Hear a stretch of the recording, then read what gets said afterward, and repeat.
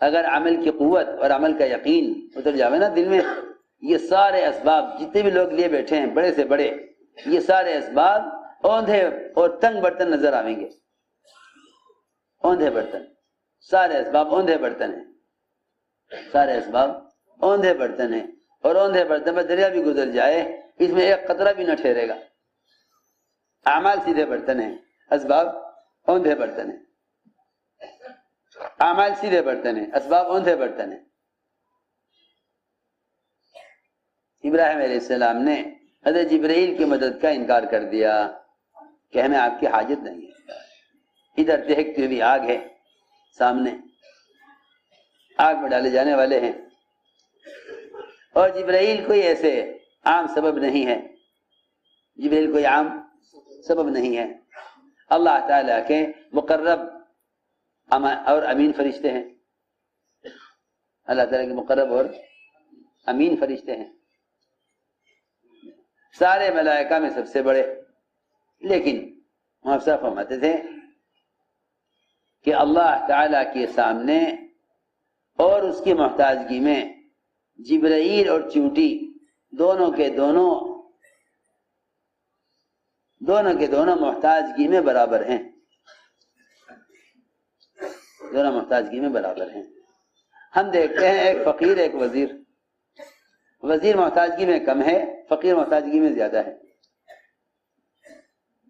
وزیر محتاجگی میں کم ہے، فقیر محتاجگی میں زیادہ ہے. حالانکہ حقیقت یہ ہے ایک چونٹی جتنی محتاج ہے اور جتنی کمزور ہے، خدا کی قسم جبرائیل بھی اتنے ہی کمزور ہیں اور اتنے ہی محتاج ہیں. اگر جبرائیل کی قوت کو دیکھو گے تو یوں سوچو گے کہ اللہ جبرائیل سے کرا دے. اس کا مطلب یہ ہوا کہ اللہ تعالیٰ کی قدرت کو جبرائیل کی قوت کی وجہ سے، اللہ کی قدرت کو جبرائیل کی قوت کی وجہ سے جبرائیل کے پابند کرنا چاہتے ہیں. اے اللہ جبرائیل کے ذریعے کرا دے. ابراہیم علیہ السلام نے اللہ کے امر سے اور اللہ کی ذات سے فائدہ اٹھانے کے لیے جبرائیل کی مدد کا انکار کیا. ہمیں آپ کی حاجت نہیں ہے، ہمیں آپ کی حاجت نہیں ہے. میں یہ عرض کرنا چاہتا ہوں کہ انبیاء علیہ السلام کے واقعات اور صحابہ کرام کے ساتھ اللہ کی غیبی مدد کے واقعات عمل کی قوت کو سمجھانے کے لیے تھے. عمل کی قوت کو سمجھانے کے لیے تھے. جو لوگ یہ سمجھتے ہیں کہ اللہ نے کائنات دنیا میں اسباب انسانوں کی ضرورت کے لیے بنائے ہیں، ان پر تو عمل کی قوت کبھی کھل نہیں سکتی. ان پر عمل کی قوت کبھی کھل ہی نہیں سکتی. وہ عمل کی قوت کو کبھی جان ہی نہیں سکتے، وہ عمل کی قوت کو جان ہی نہیں سکتے. بلکہ ان کے پاس جتنا عملی سرمایہ ہے، ان کے پاس جتنا عملی سرمایہ، ان کی فکر، ان کے اعضاء، ان کا دل اور دماغ، ان کے ہاتھ اور پاؤں، یہ عبادات سے کہیں زیادہ اسباب میں تھکیں گے. عبادت سے کہیں زیادہ اسباب میں تھکیں گے. اس سے بڑھ کر یہ اپنے اسباب کو لے کر اعمال کو ضائع کر دیں گے. اسباب کو لے کر اعمال کو ضائع کر دیں گے، کیونکہ یہ یوں سمجھتے ہیں اللہ کریں گے مگر عمل کی برکت سے سبب پر کریں گے. بس میں عرض کرنا چاہتا تھا کہ اللہ تعالیٰ کی قدرت سے فائدے اٹھانے کے لیے کائنات کا یقین نکلنا شرط ہے. تو اللہ رب العزت عمل کے ذریعے لینے والوں کو بغیر موسم کے بھی دیتے ہیں اور بغیر سبب کے بھی دیتے ہیں، یا کم اسباب میں زیادہ بھی دیتے ہیں. پورا خوشہ انگور کا لیے بیٹھے ہیں، حالانکہ کہیں ایک دانہ انگور کا نہیں تھا، نہ انگور کا موسم، نہ کہیں انگور کا کوئی دانہ، لیکن پورا خوشہ لیے بیٹھے ہیں انگور کا. مشرکین کی قید میں ہیں، انگور کا خوشہ ہاتھ میں ہے. ہم کسی پھل کے لانے میں موسم کے پابند نہیں ہیں، پھل کے لانے میں موسم کے پابند نہیں ہیں. میں عرض کرنا چاہتا تھا کہ کائنات کی جتنی بھی شکلیں ہیں، ان انہوں نے کائنات کی شکلوں نے ہمارے رزق اور روزی کو اور آمدنی کو تنگ کر دیا ہے. کیا کر دیا؟ تنگ کر دیا. کیوں؟ کیا تنگ کر دیا؟ تنگ یہ کر دیا کہ اندازہ کرتے ہیں یہ زمین اتنا بیگھا ہے، کتنا غلہ دے دے گی؟ کہ جی اتنی زمین اتنا غلہ دے گی، اتنی زمین اتنا غلہ دے گی. بس سمجھ لو کہ اس کی یہ سوچ، اس کا یہ فکر اللہ کی ذات سے تو یہ پوری طرح کٹ چکا ہے. یہ زمین اتنا غلہ دے گی، یہ بھینس اتنا دودھ دے گی، یہ بکری 1.5 کلو سے دودھ زیادہ نہیں دے گی. باتیں ختم ہو گئی. جب تم نے اللہ کی قدرت کو سبب کے ساتھ باندھ دیا تو جتنا تم نے اللہ سے امید کر لی، تم اس سے آگے ایک قطرہ دودھ کا یا ایک دانہ غلے کا نہیں مل سکتے. میں عرض کرنا چاہتا ہوں، حضور اکرم صلی اللہ علیہ وسلم نے اپنے صحابہ کا ذہن اس سے ہٹایا کہ تمہیں احتساب اسباب سے نہیں، تمہیں احتساب اللہ کی ذات سے ہونا چاہیے. ایک احتساب ہوتا ہے اسباب سے، اسباب سے احتساب بنیوں کا کام ہے. اسباب سے احتساب بنیوں کا کام ہے. بنی ہوتے ہیں نا، وہ دیکھتے ہیں موقع کی دکان کہاں آمدنی زیادہ ہوگی کہاں کم ہوگی. انہیں یہ تو پتہ نہیں کہ رزق اللہ کی طرف سے طے ہو چکا ہے. وہ تو سمجھتے ہیں دکان مارکیٹ میں ہوگی تو آمدنی زیادہ ہوگی، یہاں دکان ہوگی تو آمدنی کم ہوگی. حضور اکرم صلی اللہ علیہ وسلم نے اپنے صحابہ کے ذہن کو اس سے ہٹایا. دیکھو میری باتیں توجہ سننا. اپنے صحابہ کے ذہن کو اس سے ہٹایا کہ تم اللہ تعالیٰ کی قدرت کو اور اس کے خزانے کو کسی سبب کے ساتھ مقید مت کرنا، کسی سبب کے ساتھ باندھنا مت، کسی سبب کے ساتھ باندھنا مت. پھر تو تم جتنا چاہو گے لے لو گے. اور اگر تم نے قدرت کو مقید کر دیا سبب کے ساتھ، تم نے اگر قدرت کو مقید کر دیا سبب کے ساتھ، تو اللہ تعالیٰ یہ دیکھیں گے کہ میرا بندہ مجھ سے اتنا ہی چاہتا ہے، اتنا ہی مل جائے گا. قدرت کو مقید مت کرو، قدرت کو مقید نہ کرو سبب کے ساتھ، قدرت کو مقید مت کرو سبب کے ساتھ. کیونکہ کائنات کے اسباب اللہ کا خزانہ کیسے ہو سکتے ہیں؟ کائنات کے اسباب اللہ کا خزانہ کیسے ہو سکتے ہیں جب ساری جنت انبیاء علیہ السلام کی جنتوں سے لے کر ایک ادنا جنتی جس کی جنت زمین و آسمان کے برابر ہوگی، ادنا جنتی جس کی جنت زمین و آسمان کے برابر ہوگی. اس سے اندازہ کرنا چاہیے کہ جب انبیاء کی جنت سے لے کر ادنا جنت تک ساری جنتوں کو جمع کر دیا جائے تو یہ اللہ تعالیٰ کی نعمت کے خزانے کا ایک ذرہ ہے، خزانہ نہیں ہے. خزانہ نہیں ہے. جنت نعمتوں کا خزانہ نہیں ہے جو ہمیشہ کے لیے بنی ہے. جنت نعمتوں کا خزانہ نہیں ہے. یہ خیال غلط ہے کہ جنت نعمتوں کا خزانہ ہے اور سارے عذاب کی شکلوں کی انتہا جہنم ہے. ہرگز نہیں. جہنم میں جتنی بھی عذاب کی شکلیں ہیں کفار منافقین کے لیے یا عصات نافرمانوں کے لیے، یہ ساری عذاب کی شکلیں اور جتنا آپ تصور کر سکتے ہیں عذاب کی شکلیں، وہ سارا آپ کا تصور اور جہنم میں موجودہ عذاب کی ساری شکلیں وہ اللہ کے عذاب کے خزانوں کا ایک ذرہ ہے. لو جی، جب جنت جہنم اللہ تعالیٰ کی نعمت کا اور عذاب کا ایک ذرہ ہیں تو پھر کائنات کے اسباب کیا ذرے کی حیثیت بھی رکھتے ہوں گے؟ کیا ذرے کی حیثیت بھی رکھتے ہوں گے؟ میں عرض کرنا چاہتا ہوں کہ لوگ سمجھتے ہیں کہ زمین اللہ کا خزانہ ہے. نہیں، اسباب قدرت کا مظہر ہیں، قدرت اسباب میں نہیں ہے۔ کائنات کی کسی شکل میں قدرت نہیں، قدرت اللہ کی ذات میں ہے، قدرت اللہ کی ذات میں ہے۔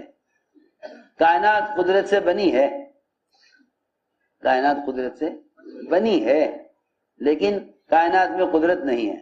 میں نے عرض کیا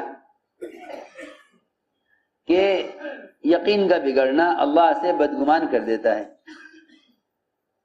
یقین کا بگڑنا اللہ سے بدگمان کر دیتا ہے، یقین کا بگڑنا اللہ سے بدگمان کر دیتا ہے۔ بدگمانی یہ ہے، بتاؤ بدگمانی کیا ہے؟ بدگمانی یہ ہے کہ یہ زمین اتنا ہی غلہ دے گی اور یہ بھینس اتنا ہی دودھ دے گی، بس جہاں تم نے یہ کہا یہ بھینس اتنا دودھ دے گی، تم اس سے زیادہ دودھ لے ہی نہیں سکتے، کیونکہ تمہیں اس خیال نے اللہ سے بدگمان کر دیا۔ حضور اکرم صلی اللہ علیہ وسلم عشاء کی نماز اپنی مسجد میں تاخیر سے پڑھتے، جماعتوں کو ترتیب دینے، جماعتوں کی روانگی میں، یا جماعتوں کو ہدایات دینے میں، یا کسی جماعت کو مرتب کرنے میں آپ مشغول ہو جاتے۔ بعض مرتبہ تو عشاء کی نماز کے لیے اقامت ہو جاتی، عشاء کی نماز کے لیے اقامت ہو جاتی، اقامت اذان نہیں بلکہ اقامت ہو جاتی نماز کے لیے۔ حضور اکرم صلی اللہ علیہ وسلم ایک جماعت کو مرتب کرنے میں مشغول ہو جاتے، اور اتنی تاخیر ہو جاتی تھی کہ لوگ سو جایا کرتے تھے، پھر نماز کھڑی ہوتی، تہائی رات تک نماز میں تاخیر ہو جاتی۔ کب تک؟ تہائی رات تک نماز میں تاخیر ہو جاتی۔ صحابہ عشاء کی نماز میں تاخیر کے ایسے عادی تھے، کیونکہ مستقل مسجد میں کام میں لگے ہوئے ہیں، آنے والوں کو سکھلانے میں، آنے والوں کے اکرام میں، آنے والوں کو کلمہ پڑھانے میں، آنے والوں کو نماز کی تعلیم دینے میں، مستقل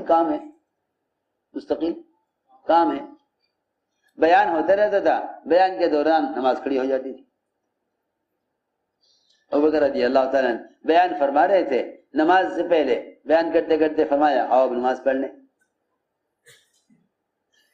اللہ کے طرف سے اعمال پر ملنے والے اجر کے تذکرے ہوتے ہوتے نماز کھڑی ہوتی تھی، اس لیے نمازوں میں احتساب، وعدوں کا یقین۔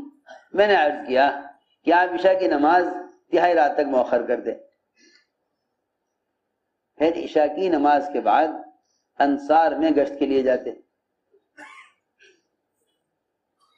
عشاء کی نماز کے بعد انصار میں گشت کے لیے جاتے۔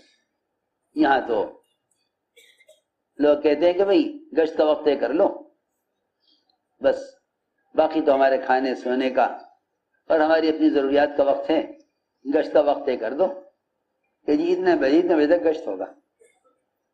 اس کا مطلب یہ ہوا کہ تبلیغ دعوت محنت نہ ہوئی، تنظیم ہوئی، محنت نہ ہوئی تنظیم ہوئی کہ پروگرام بنا کر کام کرو۔ ایک یہ ہے کہ نہیں، جو آدمی جس وقت مل جاوے اس وقت چلے ملاقات کے لیے۔ وہاں صاحب فرماتے تھے اس کام کے تقاضے بے وقت آویں گے، عبادات کے تقاضے وقت پر آویں گے۔ اس کام کے تقاضے بے وقت، اس کام کے تقاضے بے وقت آویں گے، پر عبادات کے تقاضے وقت پر آئیں گے۔ دیکھو میری بات توجہ چاہتی ہے بہت۔ عبادات کے تقاضے مجاہدہ نہیں ہیں، عبادات کے تقاضے مجاہدہ نہیں ہیں۔ سنو میری بات، عبادات کے تقاضے مجاہدہ نہیں ہیں۔ کیوں؟ اس لیے کہ عبادات کے تقاضے اپنے اپنے اوقات کے ساتھ ہیں۔ اتنے بجے نماز ہوگی، فلاں مہینے میں روزہ رکھنا ہے رمضان میں، فلاں مہینے میں میرا زکوٰۃ دینے کا معمول ہے، فلاں مہینے میں حج ہوتا ہے۔ آدمی ان فرائض کے لیے پہلے سے تیاری کر لے گا، فرائض کے لیے پہلے سے تیاری کر لے گا، فرائض کے لیے پہلے تیاری کر لے گا، لیکن دعوت کے تقاضے بے وقت آئیں گے، دعوت کے تقاضے بے وقت آئیں گے۔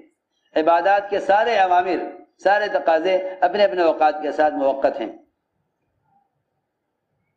لیکن دعوت کے تقاضے بے وقت آئیں گے۔ میں عرض کر رہا تھا کہ حضور اکرم صلی اللہ علیہ وسلم عشاء کی نماز تاخیر سے پڑھنے کے بعد پھر جاتے انصار میں، انصار کاشتکار دن بھر اپنی زمینوں پر مشغول رہیں، شام کو تاخیر سے آویں، آپ رات کو جامع انصار میں دعوت دینے کے لیے، روزانہ کا معمول جانے کا روایت میں ہے، روزانہ کا معمول انصار کے محلے میں، وہاں آپ تشریف لے گئے۔ صحابہ کرام کا معمول یہ تھا کہ آپ کے لیے دودھ نکال کر رکھ دیا کرتے تھے اور اپنا اپنا حصے کا دودھ صحابہ پی کر سو جایا کرتے تھے۔ آپ انصار میں ہوتے تھے، ایک مرتبہ دودھ ساری بکریوں کا نکال لیا، صحابہ نے سب نے پی لیا، آپ کے حصے کا پیالے میں ڈھک کر رکھ دیا۔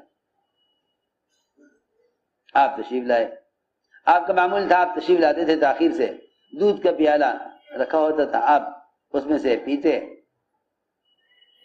یہ آپ کا معمول تھا۔ اس دن سب صحابہ دودھ پی چکے، سو گئے۔ حضرت مقداد فرماتے ہیں میں نے بھی حصے کا دودھ پی لیا، لیکن ایک پیالے میں آپ کے لیے ڈھک کر رکھ دیا۔ شیطان آیا میرے پاس، کہنے کا مقداد یہ تھوڑا سا دودھ رکھا ہوا ہے، تھوڑا سا دودھ رکھا ہوا ہے۔ اللہ کے رسول صلی اللہ علیہ وسلم تو انصار میں گئے ہوئے ہیں، اور انصار ایسے نہیں ہیں کہ آپ کے اکرام کیے بغیر آپ کو واپس کریں۔ انصار نے تو آپ کا اکرام کیا ہوگا، آپ کو کھلایا ہوگا کچھ، اور یہ دودھ تو پی لے۔ فرماتے ہیں شیطان نے مجھے آمادہ کیا اس دودھ کے پینے پر جو آپ کا حصہ رکھا ہوا تھا، میں نے پی لیا۔ جب پی لیا تو شیطان نے مجھے بڑی ندامت کی، اور شیطان نے آ کر مجھے بڑی ملامت کی کہ تو نے دودھ پی لیا ہے، اب اللہ کے رسول تشریف لائیں گے اور دیکھیں گے پیالہ خالی ہے اور تیرے لیے بد دعا کریں گے، اور تو ان کی بد دعا سے ہلاک ہو جائے گا۔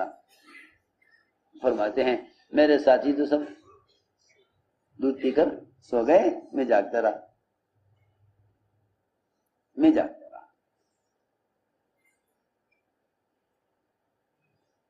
آپ تشریف لائے، سیدھے پیالے کی طرف بڑھے، پیالہ کھولا تو خالی۔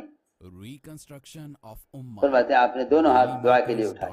حضرت مقداد کہتے ہیں بس مجھے اپنی ہلاکت کا انتظار ہونے لگا، مجھے اپنی ہلاکت کا انتظار ہونے لگا۔ فرماتے ہیں میں نے دل چاہا کہ سنوں کہ آپ کیا دعا مانگ رہے۔ میں قریب آیا تو آپ دعا مانگ رہے تھے، اللہم اطعم من اطعمنی واسق من سقانی، اے اللہ جو مجھے کھلائے تو اسے کھلا، جو مجھے پلائے تو اسے پلا۔ کہنے لگے آپ کی دعا سن کر مجھے تسلی ہوئی، تو میں نے عرض کیا کہ جی خیال آیا کہ دودھ تو اب ہے نہیں۔ میں جو بات سمجھانا چاہتا تھا کہ دودھ تو اب ہے نہیں، دودھ تو سارا بکریوں کا نکل چکا، اب تو دوسرے دن یا اگلے وقت دودھ ہوگا، جو اب دودھ تھا نکل چکا، دودھ تو نکل چکا ہے، اب کہاں سے آئے گا۔ اسے میں عرض کرنا چاہتا تھا کہ جتنی بھی مادی شکلیں ہیں، اسباب ہیں، ہم سمجھتے ہیں کہ بس اللہ کی قدرت دیکھو، زمین سے غلہ اور جانور سے دودھ، یہ اللہ تعالیٰ کی قدرت کے تعارف کے لیے ہے، قدرت نہیں ہے، قدرت کے تعارف کے لیے ہے۔ ہم خون اور گوبر ان کے درمیان سے دودھ نکالتے ہیں، یہ ہم اپنے قدرت کے تعارف کے لیے کر رہے ہیں،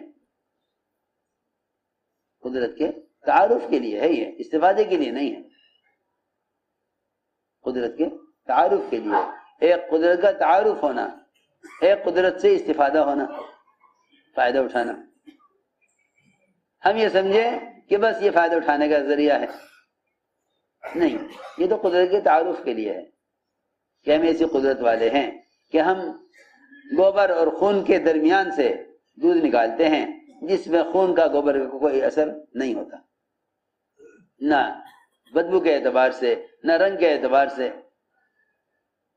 یہ تو اللہ تعالیٰ کو پہچاننے کے بے شمار اسباب اور ذرائع ہیں، اس سے اللہ تعالیٰ کو پہچانا جائے، کیونکہ بنا ہوا بنانے والے کے تعارف کے لیے ہے، بنا ہوا بنانے والے سے فائدہ اٹھانے کے لیے نہیں ہے۔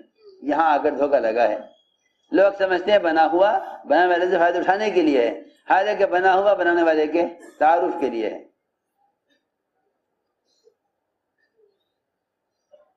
تو میں نے عرض کیا کہ حضرت مقداد کو خیال ہوا کہ دودھ تو ملے گا نہیں، اب ساری بکریوں کا نکال لیا گیا، چھری اٹھائی کہ ایک بکری آپ کے لیے ذبح کروں اور گوشت بناؤں آپ کے لیے۔ میں دیکھنے لگا کون سی بکری میں گوشت اچھا ہے جو آپ کے لیے ذبح کروں۔ اور میں مقداد کیا کر رہے، چھری کہاں لے جا رہے؟ عرض کیا کہ آپ کے لیے کھانا بناتا ہوں۔ آپ نے فرمایا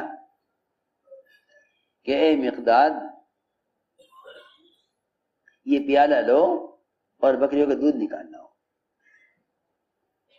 دیکھو میرے دوستو عزیزو، یہاں یہ بات سمجھنی چاہیے کہ ظاہر کے خلاف ہونا صرف نبی تک محدود نہیں ہے۔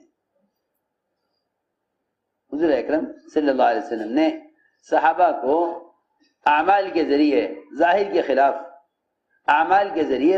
خلاف مدد لینے کا عادی بنانے کے لیے صحابہ سے یہ کام کرائے ہیں، صرف اس لیے نہیں کہ ان معجزات سے صحابہ نبی کو پہچان لیں، کیونکہ نبی کو معجزات سے جان لینا یا پہچان لینا یہ تو ان کفار کے لیے اتمام حجت کے لیے ہے کہ اگر تم نے نبی کو معجزات دے کر بھی نہ پہچانا، تو عذاب جلدی آ جائے گا، اور اللہ تعالیٰ کی طرف سے حجت تام ہو جائے گی۔ معجزات تو اتمام حجت کے لیے ہیں، کہ تم نبی کو معجزے کے باوجود بھی اگر نبی نہیں مانو گے تو پھر اللہ تعالیٰ کی طرف سے عذاب یقینی ہو جائے گا کفار کے لیے۔ میری بات توجہ سننی پڑتی ہے بہت۔ معجزات کا مطلب صرف اتنا نہیں، ظاہر کے خلاف نبی کے ساتھ ہونا صرف اس لیے نہیں کہ تاکہ مسلمان نبی کو پہچان لیں، نہیں، بلکہ ایمان والوں کو تو اعمال کی قوت بتلانے کے لیے ظاہر کے خلاف ہوا، اور غیروں کو نبی کے تعارف کے لیے نبی کے ساتھ معجزات کیے ہیں، تاکہ غیر اگر معجزات کے باوجود بھی نبی کو نہیں مانتے تو پھر اللہ کی طرف سے عذاب جلدی آ جائے گا۔ یہ تھی بات۔ مسلمان یہ سمجھا کہ بس ہمارے لیے بھی نبی کے معجزات یا نبی کے ساتھ ظاہر کے خلاف یا ان کی چیز میں ضرور سے زیادہ برکتیں، یہ سب صرف نبی کے تعارف کے لیے ہیں، ایسا نہیں ہے، بلکہ انبیاء اور اولیاء کے ساتھ ظاہر کے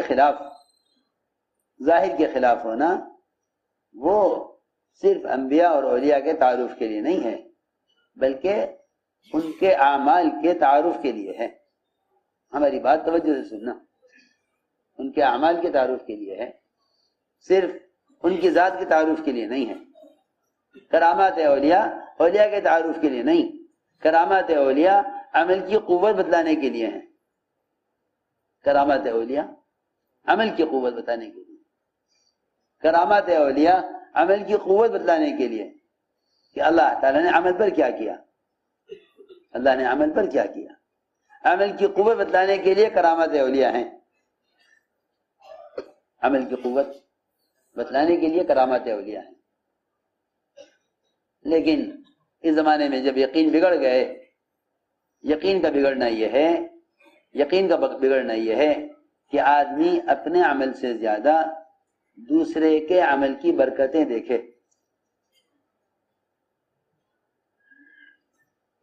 آدمی اپنے عمل سے زیادہ دوسروں کے اعمال کے اندر کامیابی دیکھے۔